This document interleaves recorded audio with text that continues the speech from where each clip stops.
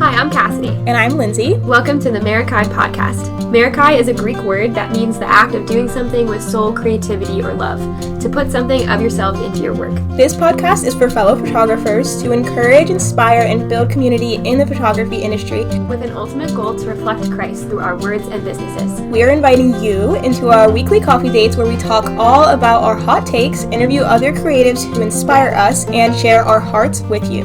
Our coffee will be bold, and probably our conversations too. So pour yourself a cup, get cozy, and join us for this week's episode. Welcome. Okay, you. Because we thought maybe we could just go for it without saying anything. Wait, this should actually be the opening. That should be the opening. We'll leave it. And we thought we could do it in sync. Like we could read each other's minds and we would say the same thing. We haven't hung out enough lately. It's been too long. So that's why we're not synced up mentally. Oh, what a shame. But we're back. We are back for another episode. Episode 13. 13. That doesn't feel real. I still kind of have a hard time believing that we have a podcast. Same. We forget about it a lot. Which is why we've forgotten to post about it. Yep. I mean, it's hard. Like, we both run our own businesses, and it's busy season. Yeah. And we're barely taking care of our clients. Or ourselves. And our husbands. And then it's like, oh, yeah, we have a podcast, too. So, this is it. Really. And you were on weren't you on a social media break? Maybe was it unintentionally? It was kind of unintentional, and I'm kind of still on it. Like 2 weeks ago, I posted for the first time being like, yay, I'm back. Like, I'm posting consistently again. I have so much work to share because I haven't literally shared any of my weddings from this summer. Yeah, I know. Even spring. I look at your grid and I'm like, I know. These are old weddings. I know. I need to. My marketing is slacking. Is right, last 4 year. Months ago. No, this is from even a couple months ago. Yeah, but no, it is. And but then I haven't posted since then. It's just hard sometimes. Yeah. It's hard. I get it. So, I don't know. It's okay. It'll be fine. I feel like I'm more prone to drop things in my story. I am too. Than on my grid. Like, I show up on my stories. Like, people know I'm alive and I'm doing business, but I do need to update my grid. Yeah, that's what's hard though. You gotta come up with a caption. You gotta make sure it's cohesive and sweet. Yeah. And sometimes I am worried that I'm repeating myself a lot, which I know that no one else besides me are gonna look at my captions and be like, "Oh, she's repeating herself." But I tell myself that, and then it's hard to write a caption because I'm like, I don't want someone to be like, "Wow, Lindsay's so disingenuous." She said this already. I'm like, I did not become a wedding photographer because I'm a good writer. Like, I'm not good at writing captions, so. I mean, you're a good wedding photographer and a good writer, so captions are hard. So, even more so. Yeah. Anyways. Facts. We have a fun episode in store today.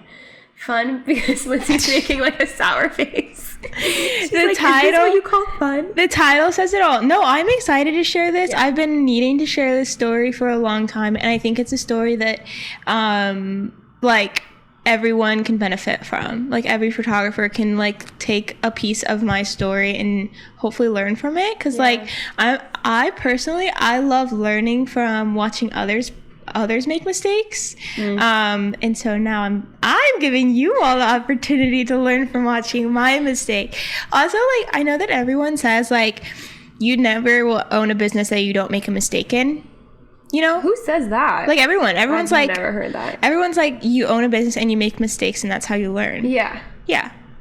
Oh, I heard you wrong. I thought you were saying you're not going to be put in a business that you would make mistakes in because then you clearly weren't meant to have that business. I thought that's what you were saying. Okay. Well, I mean, no. I think everyone will make mistakes and it just hadn't hit me yet, or it was pretty easy so far, owning a photography business.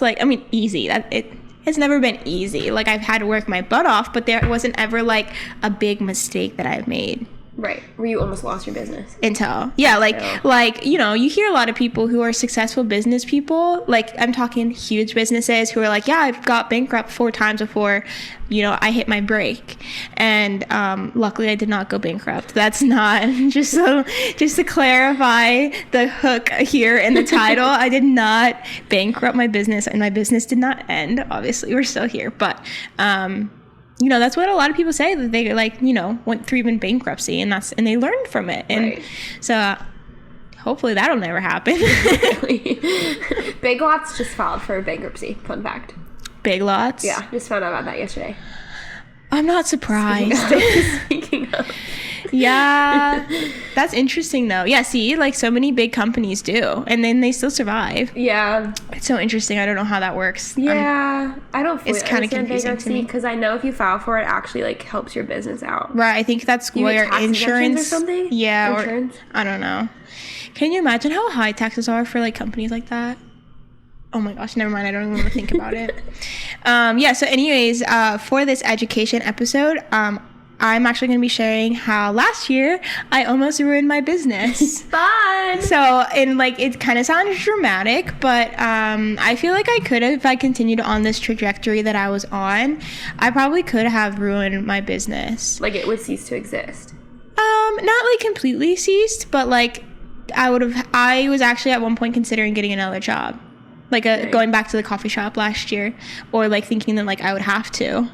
That's so sad. Yeah. Like that, like just to put yourself there, like mentally at a point where you're like, I have to go and get another job. Like I felt like such a failure, you know, because like you go full time and then you have to go back to not full time. And I get it, like within the first year or two, people say most like entrepreneur, small business owners don't even make it past, what is it, like the first 2 or 3, it's so early, like it's it's so small. But for someone like you who's been doing it for more years, how many, like it was like 5, 6, being a wedding photographer 6, being full-time since 2020, so 4. So hit that point, well, it was at that point it was 3 years. Okay. Oh, see, yeah, it would have been right around the breaking point. Yeah, like since full time. Yeah.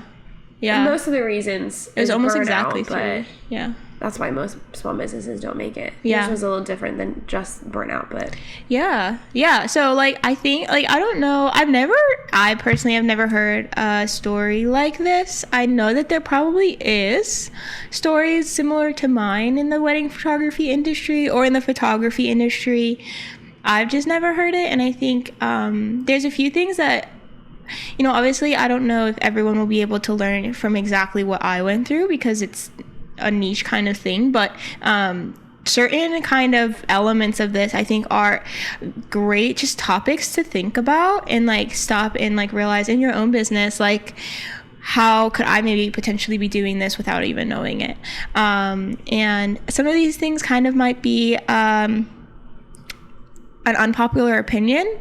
I know for a fact that some of these are an unpopular opinion because a lot of what I'm going to be talking about is niching down in the industry, and I know that so many photographers and educators talk all about how like if you want to be successful you have to niche down, if you want to be successful you have to niche down, like if you want to charge a premium price you have to niche down, and I agree with that. To a certain extent, like, yeah, if you want to be... You should probably have an editing style that's consistent. I would call that niching down. Right. Yeah, but, like, having a premium price, that specific part of the topic is one of the issues that I have. And so I do know that some of my opinions might be an unpopular one.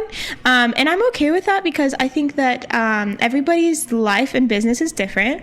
Everybody's approach is different. Everybody's meaning behind owning a business is different. For mine, I came to realize that I own a business because I want to serve people and that I want to make a difference and I want to help people be happy on their wedding day, stay happy by looking at their photos from years and years on, and feel like they were really understood and loved and genuine in every single photo they got back. And for some people, they see wedding photography as easy money. And I don't think it's easy, but it can be a very lucrative business, very lucrative, depending on how you do it. And so these are kind of some of the things that I'm going to be sharing about, kind of. And some of it might be unpopular, but take it or leave it. Yeah, so grab your coffee with us. Sit down. You're going to sit down. I need a sip of water real quick. Sip of water. With my glass straw, so if you hear the clinking. Clink, clink. Yeah, so Cassidy might interrupt me at any point and ask me questions. Cassidy was kind of like, we were obviously friends at this time last year, because this all pretty much happened last year. It was almost within a full year that this happened. So it's very interesting how quickly things can just fall apart, not to be scary. And then fall back together. And then fall back together. Yeah. Especially when you're falling into step with God. Amen. We're going there. So anyways, so Cassidy might interrupt at any point to ask questions, because I don't know if you've heard the full story from start to finish. And I don't think I've actually ever stopped and sat down and like said this from start to finish. So this is going to be like very interesting. And I think a lot of people probably didn't even know this happened. I think even maybe my family members didn't even know this happened. Dang. So yeah, anyways, so the way it's going to start is, started in February of 2023. So last February, I was living in Pennsylvania. I had actually quite a bit of weddings that winter, which was really fun. And I had signed up to go to a photography retreat up in the White Mountains in New Hampshire, and I was very excited about it. And it was centered around elopement photography. I was signed up to go with a friend, and I was very excited. I did not know the people who were hosting it, but I liked their work a lot, and I really wanted to get into elopement photography kind of forever. I'm not a huge people person, and so sometimes like large weddings were hard for me, and just kind of really exhausting, and I think I kind of was getting burned out with large weddings that kind of all felt the same and all kind of felt sometimes a little meaningless, which makes me really sad to say. But like I think that past year in 2022, I had just photographed tons of weddings because that was still part of the wedding boom coming off of COVID, and I was just so burnt out by like everything feeling the same, and I was just kind of looking for a change. I also love traveling. My husband and I love traveling, me more than him, but he does like traveling. I grew up traveling. I was like, I could see me being a traveling elopement photographer. Like, I love hiking. I love being outside. Like, I could live outside. So, everything's seeming to line up. So I was like, I want to be an elopement photographer. And after that year, I was like, I am ready to be an elopement photographer now. So I signed up for this retreat. This is not part of really the pod or the story, but I was actually not even able to attend the retreat because I got exposed to COVID at a photo shoot. And it was like a day before I was supposed to leave for the retreat. And I reached out to the people. I just wanted to be honest with them. At that time, like, COVID was kind of like, no one cared, but also some people still cared. And I didn't want to be sick as a dog up in New Hampshire. So I reached out to them and was like, what do you think I should do? Like, I feel fine, like, but what do you think I should do? And they said that I shouldn't come, but they also would not like refund me anything. I feel like COVID was a special time where you just refund people if that's the reason they're not coming. You would think. Or let me come, or let me use my discretion. Anyways, that's not what this is about. But I was not able to come, and I was so broken and upset. Luckily, they made an exception for me, and they still they FaceTimed me or Zoomed me into all of their meetings. They're like educational topic times, and so that was good. So I still got all of the education, which I was really excited about. The photo experiences too, because it was like, starting your portfolio with an elopement photography, and getting some of that experience of like, what does it look like to be an elopement photographer? I wasn't very familiar with all of that at that time. So I was really, really, really upset with all of that and really bummed. And it was one of those times where I was like, why God? When it should have been what God? But I was in this season of why God. And this seems to be kind of a repeating thing in my life because I'm very much of a planner, and sometimes I plan everything perfectly and then I stop at the fact of asking God what his plans are. And then it all falls apart. And then I'm like, what the heck, God? Why? And I'm like, wait, I just never even asked him. Yeah. But anyway, so I did all of the education via FaceTime. I actually never ended up even getting sick. Oh, did? No. Yeah, sounds about right. Fine. Yep. But I took all the information in, like 100%. I took so many notes, and I was ready to start applying everything right away. Some of the things that they were kind of an expert in, these people who were putting on the workshop, is sales. They were both very good at sales. They were obviously talking about how to become an elopement photographer, talking about niching down and how to like consistently start only booking elopements, because by their perspective, kind of what we were just talking about earlier, is to be able to charge a premium price for your niche, which is elopement photography. You have to only be an elopement photographer and like specialize in that, so that people are willing to pay you. Like they literally charge like $12,000 for an elopement package. So they were saying, you know, the way you can do that is you have to only photograph elopement photography. And they were also teaching on like ways to maximize like income, as far as like upselling clients to like add on an album and things like that. And like I said, I did not know these two photographers going into the retreat. I did not know how they ran their business. I did not know their approach, their why behind their hearts for business. And I kind of could see through some of the things they were teaching, and obviously now looking back, see that they kind of seem like the photographers are in it mostly for the money. They coached us to do some things that felt very manipulative to me, and like the sales thing, like kind of like pressuring or manipulating couples into booking their highest package, and saying, you know, this is how you can make so much money like as a photographer. And you know, as yes, those things are probably true, that felt like really wrong to me. Yeah, that's like the whole motive, or like right. The goal is to make more money. Right. Things like telling a couple, if they book like on the consultation call, you'll give them a discount. But because you force them to book on the consultation call, they're booking so much of a higher package than they probably realistically need and like can afford. But they do it because they're like in the high of the emotions of the consultation call, which obviously like there's an art to having great consultation calls, and I'm not against that. I'm not against like, you know, really marketing yourself in the best way that you can, but there was a few things that just like felt real icky to me, real salesy. But at the same time, I was just desperate to like be an elopement photographer, so I did it all. And I didn't do all the salesy stuff. I drew that line because I'm not really, again, I'm in the business to serve people and help them have the best day. And I was still going into the elopement photography with that mindset. Like I wanted to help encourage couples to have a stress-free wedding day out in nature, you know, in the middle of nowhere, of their dreams. And I was ready to help encourage them to how to like talk to their families, and like I was still approaching it absolutely in a way of loving my couples and serving them. I didn't really apply those really manipulative sales tactics. I obviously learned sales things from them, but I wasn't like making them book on the consult or anything like that. But I did start niching down to only photographing elopements. So what I changed about my business based on what I learned in at the retreat is, well, some things that I was doing. So at this point, I had been a full-time wedding photographer for it was 3 years at that time. And so I had, you know, large weddings was what I was photographing.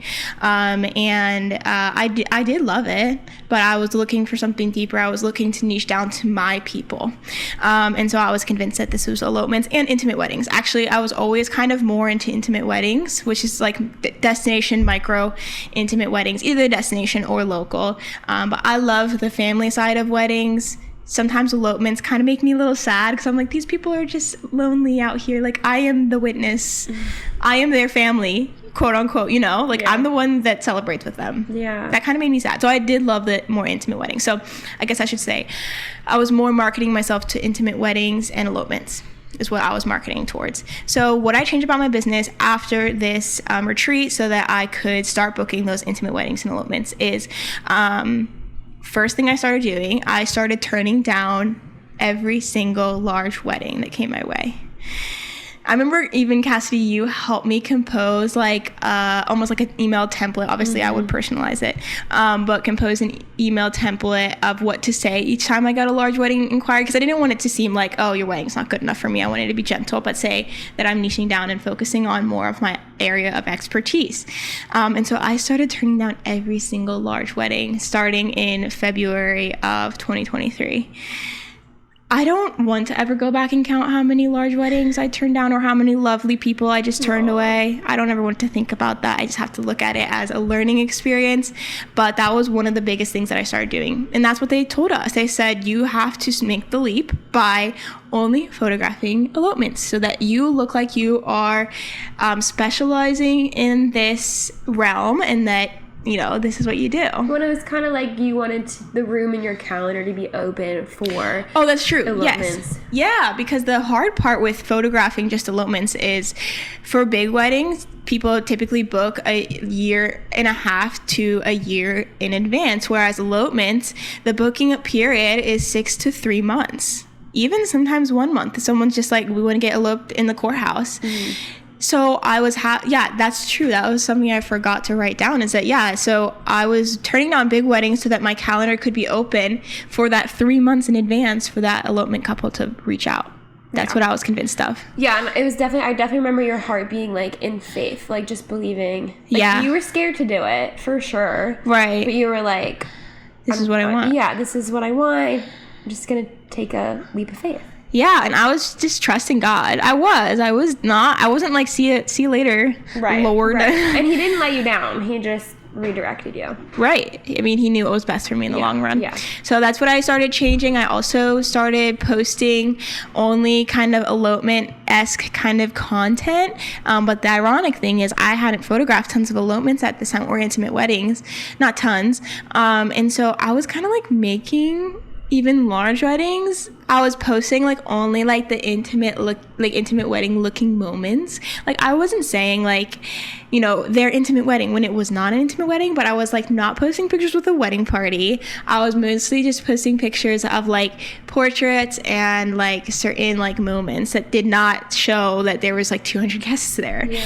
And like looking back, that just feels so icky to me. Like I wasn't lying, but I wasn't being genuine. What else did I start doing? I began to kind of be like so focused on my ideal client, and I put quotes on that because ideal client is kind of a hot button for me.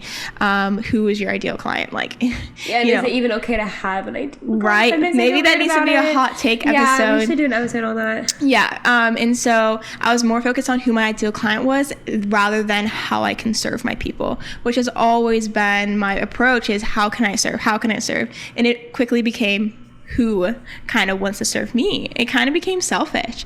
And then, I was only posting quote unquote elopements and intimate weddings. And those were like kind of the big things that I changed. And again, like I was just turning down big weddings. I changed your website. I reworded my website, and which is a big deal for SEO, because you made sure that your SEO was kicking only for intimate weddings. Yeah. So my headline was intimate wedding photographer. I changed my whole website, you're right, to be intimate wedding, and that's what they told us to do, which makes sense. If you're wanting to make that huge leap, it makes sense. And so so the year goes on, and I'm doing all of these things. I'm doing all the right things. I'm trying to post consistently. I'm creating blogs that are more focused towards intimate micro weddings.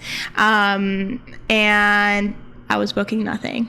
I did book a few like large weddings that felt like really aligned with me, but I was not getting any inquiries for elopements. I was not getting any inquiries for intimate weddings. It was just crickets. And I remember feeling the whole year like I was really trying to approach it in faith. Like, okay, it's fine. The Lord's got me. Like, he knows what my business looks like. He's the boss. I'm not the boss. And just really trusting him that he would send me the right people and lead me in the right direction.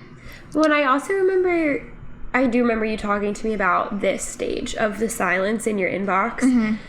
And like, just everything swirling around in your head. And I just remember you saying a lot too, like, not that you're trying to convince yourself, but it was also like the booking difference. You're like, you just had no idea if this was like normal or not, because you're like, okay, I am used to people booking a year out. This is a different audience, so maybe this is normal. Maybe I just have to keep waiting because people are only going to book me 3 months out, not a year out. So it was like a lot of like, do I just keep waiting? Is this right? Or like what, or is this wrong? Like, I felt so lost. How do you discern that? Yeah. And, you know, everyone at the workshop was saying, you know, this is fine, this is normal, you're making a big leap. But I'm like, this feels wrong. But like, I didn't know.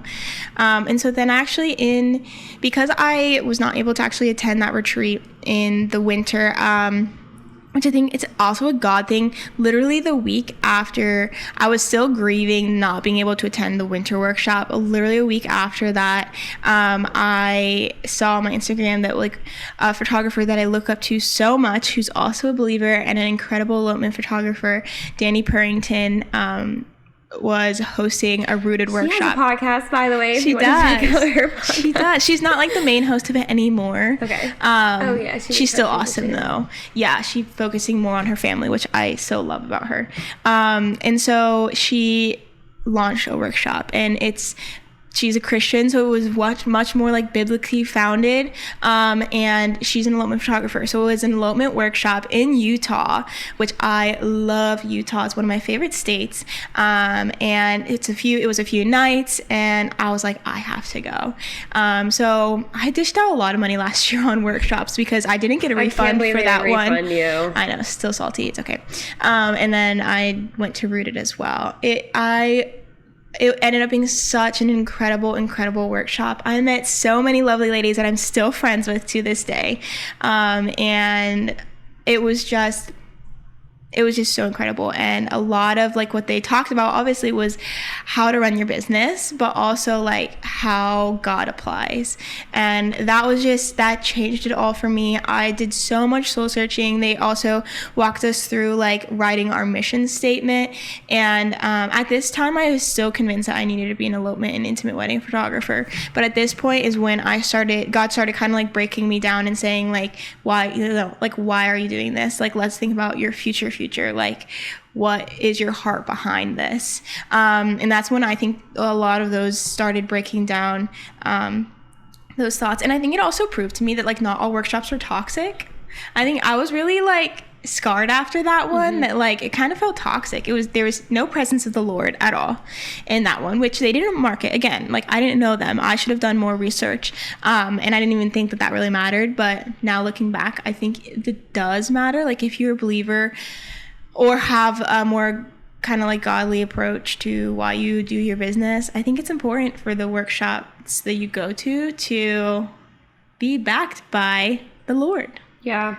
I don't know. You also have had workshop experiences. I did a retreat with, Inspire Studio. It's just husband and wife. They're Christian.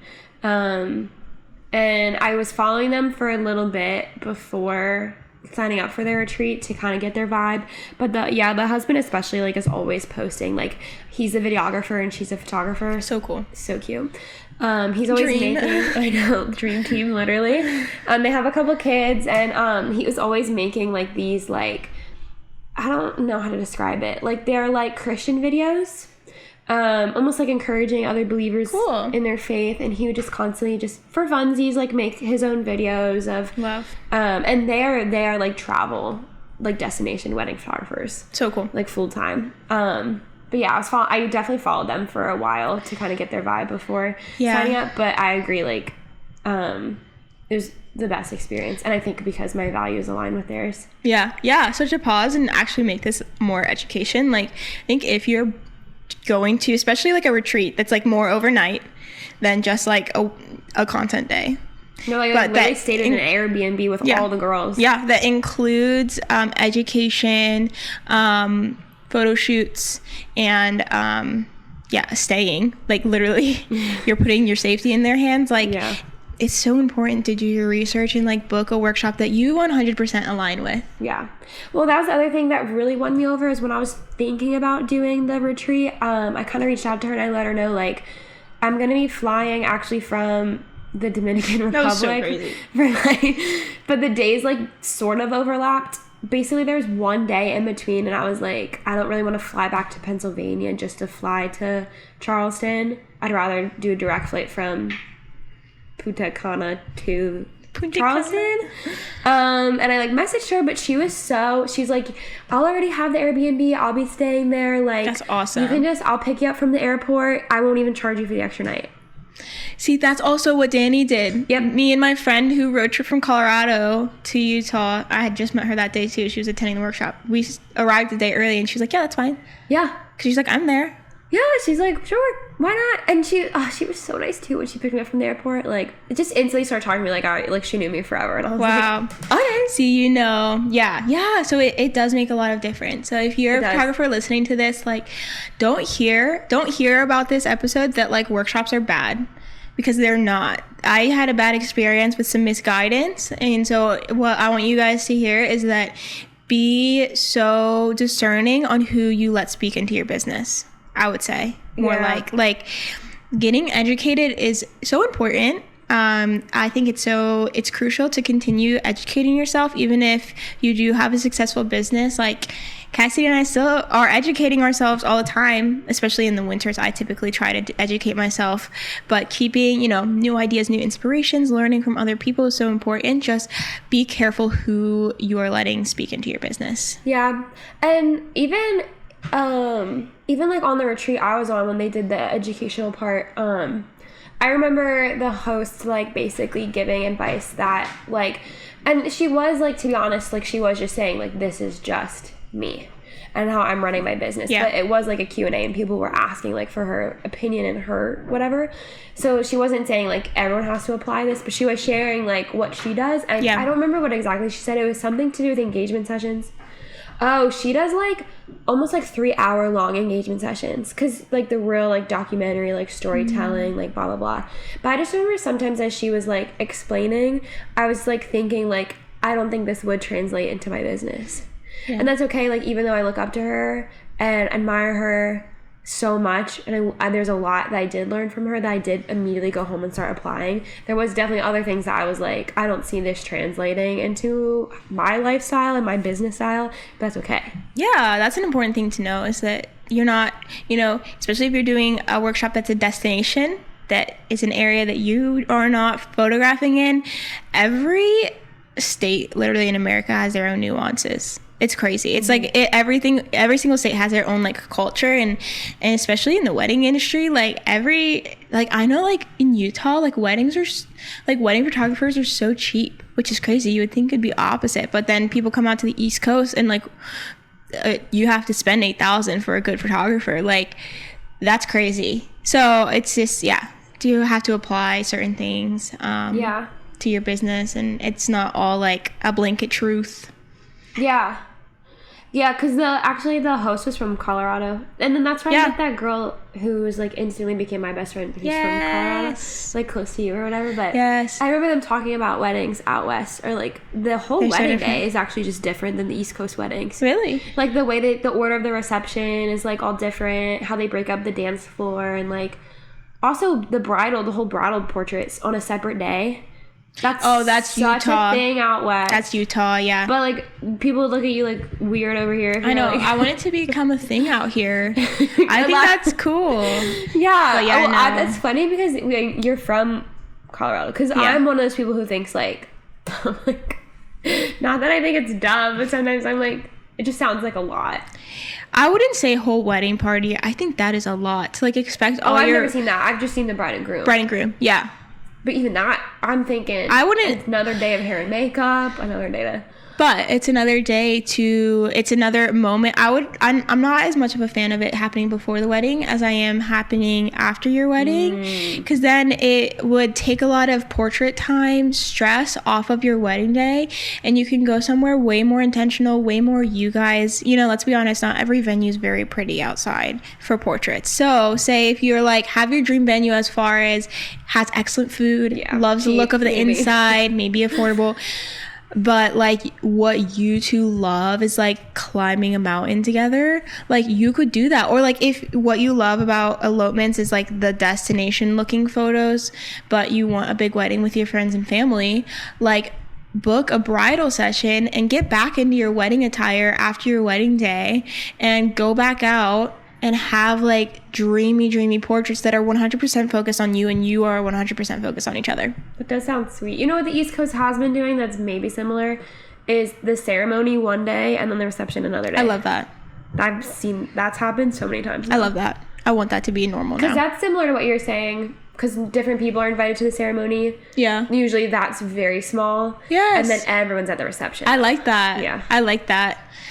Anyways, we got bunny trail. But that was a good bunny trail. I love this conversation.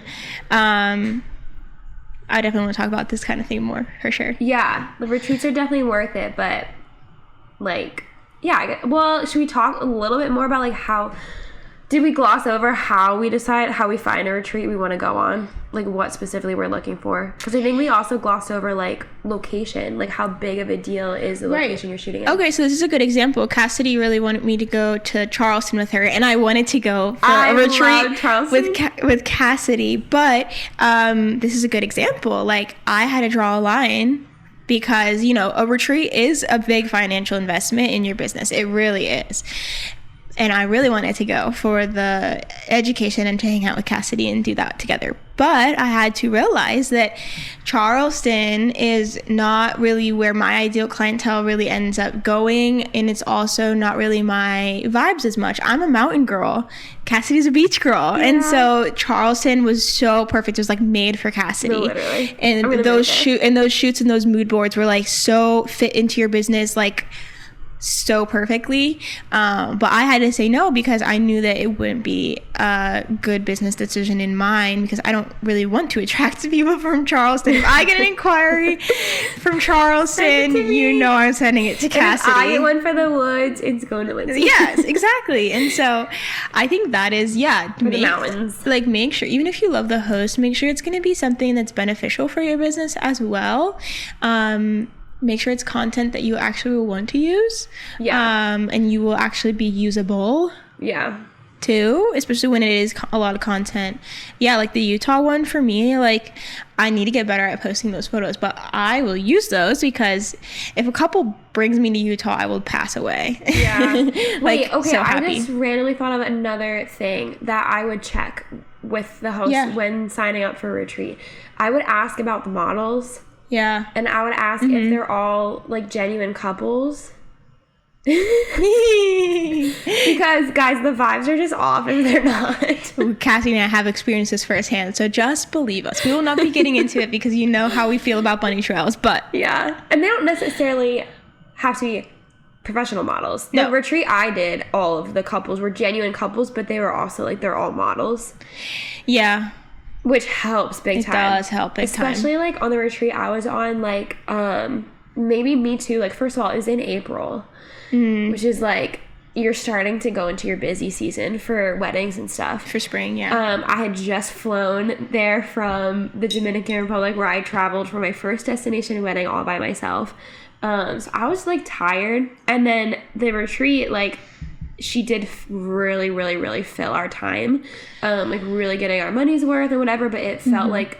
It was exhausting. It was very exhausting. It was so much shooting, like almost more exhausting than a wedding day with how much we were doing. Same with our Utah. We were like up for sunrise and sunset, and we did education in between. Yep. It was a lot, and so... what was so helpful is when everyone was too tired to pose the models, especially by like the third session of the day, like our sunset one, after shooting all day long by the sunset couple, like we were just like, no one was really prompting, but because they're professional models, they were just like doing it and killing it. Yes, and like the photos still looked incredible. So sometimes professional models do really help. Yeah, and if you are investing in a retreat, especially if it's a higher end one, like make sure there's good reviews from past attendees, and make sure some of those reviews are about the like styled shoots, because you know not all incredible educators and photographers means that they are good planners as well. Something that Danny did really good with Rooted is she literally hired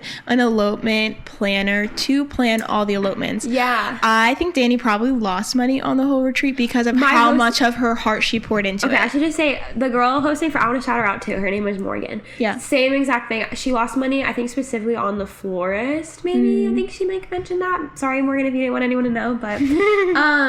same thing. She just went and like she's had such a heart, and she didn't even really shoot anything herself because she was like she just wanted everything to be perfect for everybody. Yeah. And she went all out, and she was like, I don't even care. Like, it's not about the money. She literally said that. She was like, I just want it to be perfect for you guys. Yep. Exactly. So yeah, so like definitely like take time to like get to know the heart of the host before you go. And like, I'm not saying that your host has to lose money for it to be a good workshop. I hope that that's not a consistent thing, because you know, obviously I think because both these girls were Christian who were hosting, I think they just had generous hearts, and that was just there. Yeah. So but yeah, long story short, make sure that the style shoots are also like up to par, something that you will use, and that there's a lot of intention into it, not just like a pretty location and a subpar couple. Yeah. There's a lot more that goes into it than that. So so not all workshops are bad is kind of what we're saying. Okay, so kind of getting back to my story. So that was in July of that same year. So I kind of did a do-over with a workshop, and I definitely did let this workshop really penetrate my heart and just like work through my business in the ways that it needed to be. At this point, at the end of the workshop, I finally came up with my mission statement. So I'll read that real quick, because I think that this was like also a big turning point and a realization time for me to be like, oh wait, I think I need to reconsider some things. So my mission statement that I wrote out, and I literally have it posted on my website because it's wordy, but I'm like, this is it. This is my whole heart. So my mission statement is, as a wedding photographer, it's my mission to inspire, encourage, and embolden you to craft an intentional wedding day, focus on love, deep connection, and the people you love most, and to photograph it in a way that is comfortable, joyful, and brings you peace. As a result, you come away from your wedding day with photos that are not only beautiful, but have the happiest memories attached to them. Photos that help you relive your wedding day forever and ever, a true treasure. Aww. So that's kind of like the mission statement that I wrote, and through that I did a lot of soul searching and realized that like why I'm in my business is nothing about what elopement photography is about. I am in my business because I love and treasure my family. And like I am such an intentional person because I moved away from my hometown when I was 18. I quickly learned the importance of savoring each and every second that you have with the people you treasure and love most. And a wedding day is such an incredible opportunity to like have quality time with the people you love most, for both you and your spouse to have every single person you love and care about in one room to celebrate you for a full day. And as with the photographer who is focused on getting to know you and capturing your wedding day in a way that feels true to who you are as a couple and who you love and what you love, you get photos that will feel like the feelings you felt on your wedding day, and photos of the people you love most, and sharing all those moments with them, things that you can easily forget. From being a bride myself, and you being a bride, how hard it is to remember every single feeling on a wedding day, but you want to grasp onto every single emotion that you experience. And having a good wedding photographer that captures your day in a way that captures that is the one thing that helps you remember your wedding day. So writing my mission statement was a huge turning point in me starting to realize that, wait, like, is elopement photography even why I'm here? Like, and again, I was more like bent on the micro weddings, which still the family element would apply. And so that's why when I wrote this mission statement, didn't completely realize and change my business at this point. But that really helped me kind of start thinking about that. So I continue kind of living. So that was July, August-ish. By September and October, I kind of started waking up to the fact that, okay, by this time in the past few years, I have been almost completely booked up with weddings. And at this time, I still only had, by October 2023, I only had 5 weddings booked for 2024 total. 5 total. And none of them were elopements. I think a few of them were intimate weddings, but like none of them were. That actually is wild. Wild by October. It's almost October. Right. And I'm like fully booked for 2025. Yeah, me too. I mean, not quite, but like close enough. Yeah. So I was like, okay, by October, I was like, okay, something's wrong. Not like I was I don't want to say that, like, I don't want it to sound like I was kind of giving up on God's provision, because at this point I was feeling like I 100% still trusted God to show up. But at this point, I was realizing that maybe it's not God, it's me. What? What? Does that even happen? Do I make mistakes? Yes. Okay. So by October, I was like, all right, God, if you haven't showed up yet, I think I'm the problem. I love prayers like that. Yeah, right? And so it actually happened when Cassie and I were working at a coffee shop together. We were like, quote unquote, editing. You guys know, if you're a photographer and you get together with a friend to edit, you don't edit. You just talk. You edit like 2 photos. Yeah, I probably like probably just re-edited a few photos like 5 times. That's pretty much all I did. But I was venting to Cassie and I was kind of just like talking through everything because at this time I was distraught. Like I was like, my business is gone. 5 weddings for the next year for a full-time wedding photographer. Yeah, I'd be panicking. That's bad. This is bad. Yeah. And so this is a time where I was like, my business is gone. I am done being a wedding photographer because of all these mistakes that I just have made. And so I was talking through everything with Cassidy and it just dawned on me. I remember I was sitting at the coffee shop. I could tell you exactly how I was sitting and everything. And I was looking at my website and I said, this is not me. I realized at that moment, it just came to me that I was being so disingenuous because what I love, kind of exactly what my mission statement did, helping couples craft an intentional wedding day. I was all about helping cheer couples on to be themselves, do exactly what they dream for their wedding day. But while at the same exact time, I was saying that I won't photograph your wedding if it's not under 75 guests. And how I love photographing weddings with intentional family moments and when a couple is just like loves their people. Meanwhile, I'm saying you can only be intentional if you have 75 guests. I do remember you saying to me there was a wedding you shot that had like, you'll probably remember the couple as I'm talking about it. They probably had like 200 guests. Like it was a massive wedding, but you remember how that couple was just chose to be so intentional with all their guests. You photographed it with me. Okay, was it? It's Leah and Merritt. I think we've talked about them. Leah and Merritt? I thought it was a different couple. Oh my gosh, the amount of times we've talked about Leah and Merritt. I know. Was it really them? It was them. I thought it was a different couple. How they nearly had like, I think they had 150 guests, but still like the way that they were so intentional with every single guest. I mean, there was a dance floor. But like for 2 of 4 hours of the reception, people just mingled outside and just talked and caught up and talked about life and, smoked cigars together and had ice cream. Yeah. And like the couple was so intentional and every single guest was intentional with the couple. People like guests helping Leah with her dress, throughout the wedding day and just things like that. And that was one of the weddings that I was like, started to realize that like what I love about wedding photography is the intentionality and not necessarily the small number. And I realized at that point that like it's kind of hypocritical for me to say that you can only be intentional with 75 people. Meanwhile, there's couples right in front of me who just like have so many people in their lives that they can't imagine not celebrating with. And so they chose to be intentional with 150 people and it was so beautiful. Yeah. And that is what that was one of the big turning points for me when I realized I am being hypocritical saying I will only photograph your wedding if it's 75 guests and that you can't be intentional. How do you have so many people who love you? I know. That's what I realized. I'm like, who am I? What have I been saying? Yeah, like seriously, how dare you have more than 100 people that you like? Like what? Like I should be celebrating that with the couple that they have so many beautiful friendships. Yeah. But in your defense, you did have a lot of weddings, and I have had my fair share of weddings that were large, and there's no intentionality in them, and you think that the two are related. You think they correspond. Right. But I've been there where I'm like, oh, big wedding. I'm getting so sick of big weddings. Exactly, because that's what Instagram makes it look like. Yeah. It really does. And, a lot of, we follow a lot of photographers who seem, you're always seeing the positive of everybody else's business. You see the elopement photographers who look like they're vacationing 75% of the time and working 25% of it.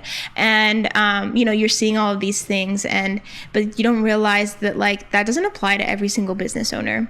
And so that's what I realized about myself is what I loved about the idea of intimate and micro and elopements were the intentionality behind it. But what I realized is that the intentionality doesn't have to only be those small weddings. Yeah. And how, you know, obviously I still have a huge special part in my heart for small weddings. I still really, what inspires me is more intimate, intentional, untraditional wedding days. That is still like where it's at for me, but that doesn't mean it has to happen with only 75 people. My favorite wedding ever, there was probably like, again, 150 people, but it was at a Boy Scout campground. Everything was outdoors. Literally the groom cooked dinner for everyone. I love like that. They handmade everything. They got married under a teepee. I love that the groom cooked. Yeah, he literally. Okay, I love when the bride and groom take the whole hosting thing to the next level. Yes. Because you are, but people want to act like you're not. Yeah. But you are. You are the host. Yeah. This is your party. You're throwing. So like things like that. And that was not a small wedding, but it had an intentional approach. So that day, literally that day, I changed all the wording on my website to, instead of intimate wedding photographer, intentional wedding photographer. Different I word. And it made all the difference in the world. It was actually so crazy. I think it was also, again, just me falling in step with what the Lord was already providing for me. I was just kind of like walking a few trails up from him. And so literally within 2 months, I booked 9 weddings for 2024. All with people who were my quote unquote ideal client, people that I related so deeply with, couples who were so intentional and mindful about their wedding day. And most of them were larger than 75 people, but it was their hearts behind their wedding. And like, these people are just like the coolest people in the world. I remember thinking like, wow, if I did not change my business, I would have never met the coolest people in the world. And just to kind of, I don't know, I don't want to say defend you, but we're also not saying that everyone should use the word intentional wedding photographer either. I feel like I approach weddings the same exact way as you, but I'm not using the word intentional in my marketing necessarily. I don't want to say like, I feel like it's your thing, but at the same time, like, I just know your process behind finding that word to use was such a long process. It was personal between you and the Lord, and like it is very much like to me that is like your word, your market, your niche. I feel like I have my own. Yeah. And even though I approach weddings with the same, like I'm also looking for couples who are going to be intentional from start to finish with their wedding day and with all their guests and with how they want to honor the love in their life in a unique way. And I want to come along their side and help them do that. Definitely. But I don't necessarily market my business the same way you do. So yeah, for people who are like listening who feel like very encouraged and inspired and they're like, I also want to be an intentional wedding photographer. You don't necessarily like need to like steal Lindsey's marketing style. I mean, like, I'm not saying that I'm the only one that can use that word, because I know that there's other photographers who do as well. I think Tori's website even actually says intentional wedding photographer. So I'm not saying that you can't use that word at all. But you don't have to get the same results. But it's also not just saying the word. Right. I 100% changed my whole business around this change. I realized that it's not just what you put on your website, it's what you do as a business owner. So being an intentional wedding photographer, or actually booking intentional couples starts with a wedding photographer. You cannot assume that everyone is just going to be, super intentional right off the bat, or you're not just going to like find all these people randomly without being intentional yourself. You have to be the first person. And also intentionality has to show with everything that you do. It's probably why I don't post on Instagram a lot, is because I'm trying to be intentional with every single thing I do. And I know that I cannot post on Instagram without an overflow of my heart, because I want it to be intentional. I want to intentionally choose the photos that I choose to put on Instagram to display that couple's love story. I want to be intentional the way that I write emails and respond to inquiries. So if that means that it takes me 48 hours to get back to an inquiry, I'm going to do it intentionally rather than doing it within 5 minutes and not send a video. That's where I'm at. Yeah. Yeah. Exactly. And so it's not just saying the word. I just posted about, actually, because I was like, I've been a little slow, and I don't know, it's normal. I feel like I also see people like responding like day of, or like within. I see it on like photographers like websites, like whatever they say, like will respond within 24 business hours, blah blah blah. And for a while I was keeping up with that, but I'm like really like really, really not able to keep up with that anymore. Too. But I'm like, if I'm slow with my reply, though, if it takes me 2 to 3 business days, but my reply is filled with intentionality, I make sure I review like almost your entire project before I reply to you. Because I want to make sure I'm up to date with like all the details of your wedding, and I'm not just like hitting a quick reply. I would literally hate if I like accidentally like said the wrong name or like included a detail that like I got my couples mixed up or something like that. I would be mortified. Yeah, so it's a lot more than just saying it. Like it starts with literally your inquiry. Oh no, it starts with your website. It starts with the way you approach everything. And yeah, so that's a good point. Like not just saying just that you're an intentional, and I'm not saying that you have to say you're an intentional photographer to get non-traditional weddings. That's what I mean too. Yeah. I think really what I learned through this process is the best business owner you can be is yourself. If you want specific people, you have to be that yourself first. Like if you're wanting, say if you are wanting destination couples, you have to travel yourself first. You have to be what you want to attract. If you want to be, a down-to-earth person, or you want to book down-to-earth people, you have to be a down-to-earth person. Mm-hmm. Seriously. Mm-hmm. Like, wedding photography is such an emotional, deep industry, or it should be, honestly, that you have to, like, personally relate with what you're marketing. And that's what I realized. I do personally relate with an intimate wedding because Sam and I had an intimate wedding. That is where my heart was at. Oh, wait. Also, I need to say this before I forget. Also, something that I did do that's a lot less emotional and much more science and numbers is something that I did learn at the Rooted workshop was SEO, search engine optimization. If you're a photographer listening to this, you probably know what that is. But I learned that at Danny's workshop, and she taught us how to do SEO research and stuff like that. And so when I was doing my soul searching in September, October of 2023, realizing what did I do? Did I mess up?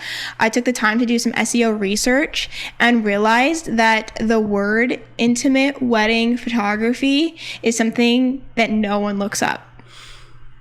It's a word that photographers use and have coined to be like, did I say intimate or intentional? You said intimate. Okay, cool. That's what I meant. That's what I meant. Just wanted to make sure. I get those words mixed up sometimes, especially because we're saying it so much. But intimate/micro wedding photography. Intimate wedding photography was barely searched at all. 5 times in the last week from the whole internet is what I found when I did that research. Micro wedding photography popped up much more, which means that that's the word that people would use, or small wedding photography. Or what I realized is that people who had a small wedding just booked a normal wedding photographer. They weren't looking for someone who necessarily specialized in that as much as they did elopements. Obviously, elopements are a bigger thing that people specialize in because it is different. Mm-hmm. And there are big wedding photographers now who specialize in micro weddings, and they've kind of like paved that way. I'm not saying that it's impossible to be specialized high-end micro wedding photographer. I'm not saying it's impossible, but I was just looking at the facts, and the facts were at that point that no one was searching for what I was spending a whole year focusing on marketing. Yeah. Too bad you didn't know that in the beginning. Well, I should have done it. I should have made that, like, first done my research before doing a big business change. So that's something that you guys can learn from me, you can learn from my mistake and, like, do your research behind a big business decision, especially when it's a niche change, and make sure that that is a niche that's actually being searched and sought after in your area before you do it. No matter what, even say if it's, even say if you want to start doing newborn photography, or I'm thinking about things that are very niche, newborn photography, or like even birthing photography, like do your SEO research before you start changing your website headline to birth photographer in Lehigh Valley. Like make sure that people in Lehigh Valley are looking for birth photographers first. Learn from me. Yeah. We're all so oblivious. Like, it's kind of humbling to be a business owner because you're like, no one knows what they're doing. Some people more than others. I didn't know what I was doing. Right. And so I didn't do my marketing research before. I changed my whole business to revolve around a word that only photographers use. Well, and the other big takeaway that I got from listening to your story too is like, if you don't have a mission statement, stop this podcast right now. Just sit down by yourself in the quiet, alone, get your mission statement. Or start working on it. It can be something that develops over time. True. It took me about a month to write mine. But I think everyone's businesses will experience change. Mm-hmm. Whether you implement the change, whether the world around you starts changing and your business has to change with it. There's no way your business is going to not experience any form of change. Right. The longer you have your business. Right. And as you're experiencing changes, you will need that. You will need to come back to that mission statement, and always remembering your why is going to help those changes change for the better. Yeah. So write your why and write your mission statement right away if you don't have one right now, or if you haven't updated it in a while, update it because it does change. Something that they told us at the retreat that really helped me narrow down the mission statement, because that can feel very daunting. How do I know what I like? How do I know what I relate to, what my heart is? Because we do this thing all the time, but it can be hard to put into words. Is go and write down your 5 most favorite weddings and why they were your favorites, and go write down your 5 least favorite weddings. Sorry, we love you couples, but there are those out there. And write out why you didn't like them, and kind of some positive and negatives of all of them. And especially look through your most liked weddings and write your mission statement around those kinds of things, what you loved about those weddings. What I loved about my favorite weddings was the intentionality. Mm-hmm. It was the family focus. Mm-hmm. It was the non-traditionalness of it. It was the extra thought. It was down-to-earth couples. It was people who trusted me. Those were things that I realized, also weddings that I could be more hands-on with. Mm-hmm. I don't personally love weddings where there's a planner, because I love to be so deeply connected to the couple in the wedding by the wedding day that I just exude inspiration and lovely photos because I love them so much. Yeah. So that was something that I realized for me. That's not everybody, but that really helped me narrow down my why, my mission statement. So write down your top 5 favorite weddings and top 5 least favorite weddings, and kind of reflect on that while you're writing your why and mission statement. Beautiful. Another thing this is probably the longest podcast episode ever. No. We have done longer. Okay. Another thing though that I want to talk about is because I did see such a big leap in booking after, as soon as I changed my kind of terminology with my business, booking 9 weddings in a month. I don't know if everyone, I feel like that's a high number for me. That was a high number. Different people are different, but something that I felt like was a big change in my business, which helped me book those 9 weddings, was selling a product that I truly believed in. Because I had been searching for who I was in my business for a whole year and feeling so lost in it with no bookings, crickets, overthinking everything. I'm not saying I took it easy. I took it hard, not booking anything for almost a whole year after being in business for 3 years. I took it hard. And something that I saw as a difference was after I changed my terminology and really felt wow, finally I found who I am in this wedding industry, and I know exactly who I need to serve, and that if it's someone who doesn't align with this, then I don't want to serve them, because I want to be intentional with everything that I do. And something that is a huge change is selling a product that you truly believe in. So I finally truly believed in me being the best wedding photographer that I could be for those couples who really align with me. I was able to say to the couples who didn't align with me, I truly don't believe that I'm the best fit for you, because I know who I am. I know what I do best and what I don't do best. And I don't think that's me for you. And also, on the flip side, for the couples who did really align with who I was and what I knew that I could do for them, I didn't even have to sell myself, because it just showed in the way that I talked and the way that I did things that I am the right photographer for them, because we align so deeply in all the things that matter. And so if you do not believe in yourself as a photographer, and we can all struggle with it. I can still struggle with it to this day because of self-criticism, that if I don't believe in myself, I have such a hard time booking a client because they can see that, whether it's, I obviously don't go on a consultation call and say, so I don't really believe in myself today, or like, I don't believe that I can photograph your wedding in a beautiful way. Obviously don't say that, but it shows in the way that you talk and the way that you even hold yourself. Like body language is a big body thing. language. Yeah. And in the way that you talk about your approach on the wedding day, if you are not convinced yourself that you are the best person for the job, then they won't be convinced that you're the best person for the job. Yeah, I can definitely reality testify to that. check. I can definitely testify to that, how true that is. I've definitely had consultation calls that I've gotten off of that felt so good. And when I look back on why they felt so good, it was literally because I didn't have to sell myself. I felt like I could just easily talk to this couple about my approach, and everything I was saying, they were just like eating up. Yep. And they were obviously a huge fan of that, and they could talk for hours about how that is the exact approach they want. And I'm like, oh my gosh, this is so fun. And then I've gone off of calls that felt like miserable. And I'm like, it's because I think as I was explaining my approach, they just like weren't aligning with it or understanding it, or they just like they never really put much thought into that side of it, into how they experienced their day through their wedding photographer, and it didn't really feel like it jived. Sometimes they still book me and I'm like, okay, why?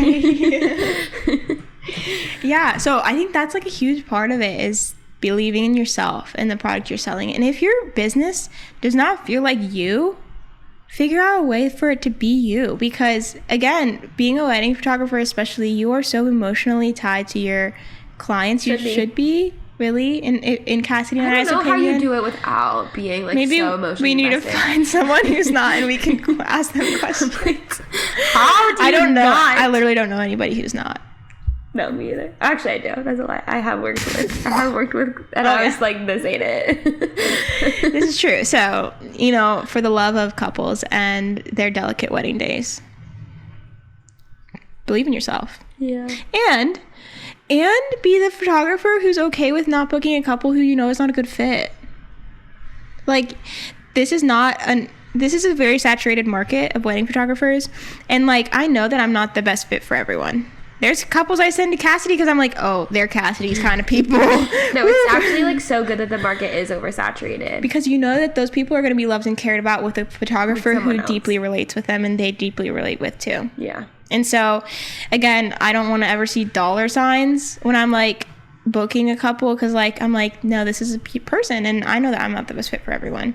If I can't be barefoot at your wedding, I don't think that we're a good fit. I don't think I want to be there. Why not? I actually did put bare feet on my website. I almost stopped. I was shooting. Remember I said I was shooting that wedding in the Ukrainian Catholic church? Yeah. My shoes were squeaking. Oh. But do you know the acoustics are built so like everything kind of echoes? Yeah. And like is magnified. And the way my shoes were squeaking, I hated myself. I was this close to taking my shoes off because of how distracting it was. Oh my gosh, you might have gotten kicked out. That was disrespectful. It probably would be. But the squeaking was so bad, and I just had to like walk around with my freaking squeaky shoes.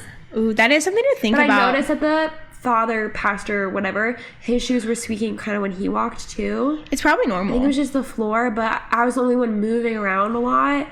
Oh, I hated it. So I really would have rather been barefoot. I should have had that on my website, you may go barefoot in your church. Yeah. You should. That's very Cassidy. No, I don't say necessarily that I will be barefoot, but I do say that, like, I love a barefoot bride. I finish, like, me too. I was just telling you about my barefoot bride that I love so much, but I finish, like, for the kind of like saying who I work with best in a not like salesy way, but saying, and I finish it off with people who will kick their shoes off and run into the sunset hand in hand. Yes, golden hour barefoot is, especially my summer brides. Yes. I love my summer barefoot brides. I love barefoot brides. Just as much as we love grandmas. As much as we love grandmas. We love barefoot brides. So I think that was so now I guess we should now finish off with kind of fast forward almost a whole year after that. I feel like I'm finally like I'm so happy with my business. Like, I am so thankful for where I'm at. I have almost a full calendar for next year. and all these people are just like so well aligned with like who I wanted to work with, like all the most sweetest intentional couples, people who just really love their friends and family and kind of like create their day around them as well. And like I'm even traveling some still for weddings. Like I am booking some intimate weddings as well, or just like more family focused and intentional weddings. And like God is good. Like I really feel like I don't want anyone to hear from this episode that like God didn't show up for my business, because I personally believe that I think it would have been unloving for God to send me all of these elopements and intimate weddings, knowing that that's not for you, knowing that that was honestly just a selfish gain for myself. He knew that like the couples that I need to serve are couples who are having large weddings, and like right. That's what I just came to realize from my business, is that I do not want to be there if that's not where God's at. No, I think that sometimes, this is like a cliche quote, but it's literally so true, is like God answers some of the best prayers with the answer no. Like that is his best answer sometimes. Yeah. Because even though like we might not like the no at the time, like you come out of it later, like you're end of it now a year later, and you're like, dang, like God knew not only who you'd be able to serve best, but also like what would be the fullness of like your heart, your talent, like your side of it too. Like he knew it would be good for you. Yeah. And was like, girl, that ain't it. Me and the couples too. Like, right. Like, who am I to say that the only people that I could be on mission with are people who are eloping? You know, like it's not true. Right. So no, I agree. It is so, God does that all the time, and it's so loving of him to redirect, and he lovingly redirects our path. Right. Like, we did it kind of slow, and maybe that was a little painful, but like, well, that was kind of my choice. Right. He was showing up all along. That was me. That was me being slow. I did not catch the drift. Sometimes we need the slow change, though. We're not ready for like the all at once. If I got it figured out in even July, I probably would not be sitting here telling the story. You know, and I'm hoping that people are going to learn from my mistake and like learn from this podcast episode.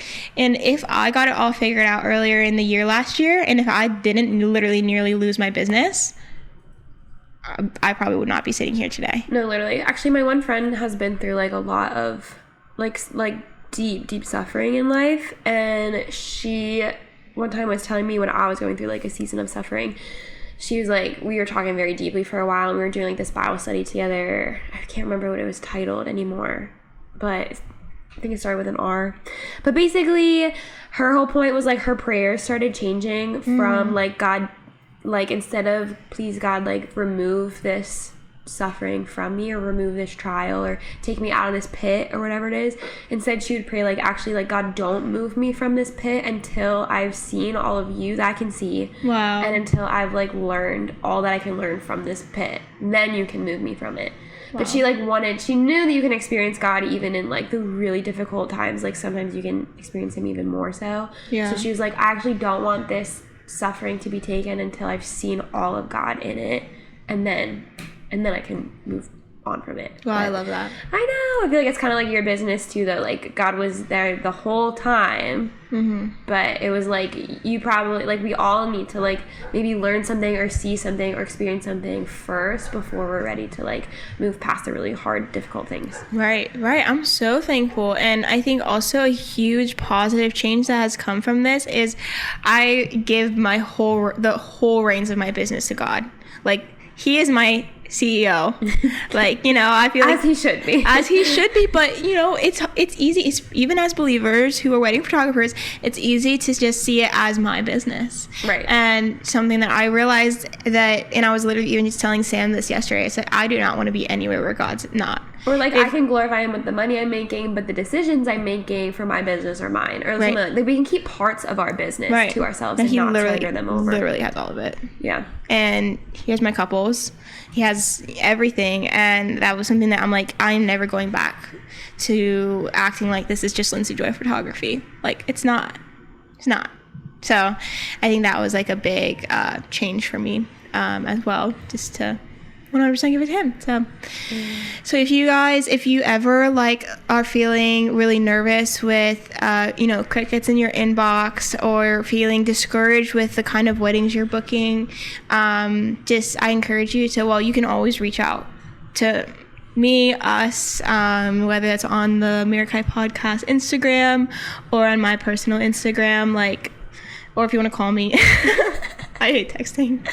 No, if you want to, seriously, I am here, I've been there, and I know how it can feel, and how the imposter syndrome and the self-criticism can just flood in, and how it can be so hard to just continue showing up for a business that you personally aren't believing in yourself sometimes. And so, but to encourage you, it's not an end-all be-all. You will survive, and God's got this. And at the end of the day, you're here for the couple, as well as, obviously, you're here for your business, but you're also here for the couple. And sometimes we all need to be reminded that we are in a business that's serving people on a really important day of their lives, and to not just make it about us, to not make our businesses all about what we want to do. Yep. As much as it is also about serving the people you love most. Yep. So, yeah. That's it. What a fire episode. So that is how I about ruined my business last year. And I hope this was encouraging to some of you and enlightening. And I hope that you learned from my mistakes. If anybody has any questions about this, obviously, clearly I can talk about it forever. So if you have any questions based on some of the things that I said, and I would love to answer that, and I would love to talk to you guys about it more. And I know that God's not done with this story yet. So, yeah. Yeah. We'll have to do an update in another year from now. No. No. But thank you guys for listening to our podcast episode today. And I hope you did find it educational. And encouraging. Can't wait to talk next week about our coffee talks. Yeah. It's going to be a fun one. They always are. Always. Okay, bye guys. We'll hear you. You'll hear us again. Is that what we say? You'll hear us again next week? Yeah, because we accidentally always say see you. I know. I want to say that, but hear you next week. Hear you next week. Or they'll hear us. Wait. See? It's so confusing. Oh, whatever. You'll hear us next week if you want to listen.